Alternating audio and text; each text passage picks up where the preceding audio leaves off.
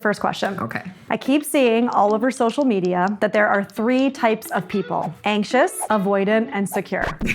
Those are the 3 types of people? Apparently, this comes from our childhood and dictates everything we do. I don't love that. I have friends that swear by it and label everyone we encounter, but are these labels really healthy? Here's some free therapy.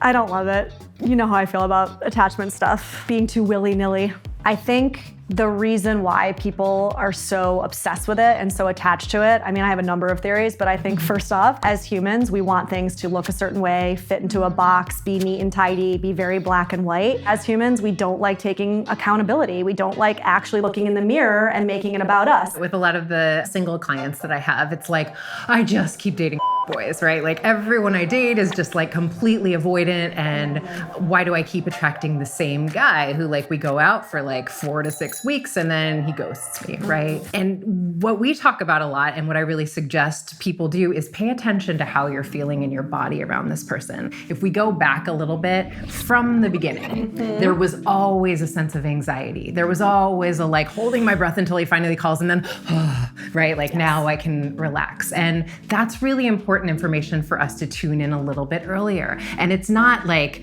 those red flags, those things that come up in my body means like, cut it off, it's a wrap. Maybe I speak to that and say, I gotta be honest, like I just sometimes have a little bit of a tough time reading where you're at with this. It feels a little hot, a little cold, and a lot of times we wanna like get there. We wanna like know, is this a thing or not? I don't wanna waste my time here, but what is wasting our time, right? I think sometimes we just wanna move a little bit too quickly nowadays, where I think there's beauty in allowing ourselves to build a little bit more security in our attachments over time. And also, it's not our romantic partner's responsibility to heal our attachment style. Like when we're seeking that other person to help heal us, we're seeking them to help reparent us. And ooh boy, you and I talk about this all the time, but what a recipe for loss of desire. What do you always say? I can wanna be your mom, or I can wanna have sex with you, but I can't do both.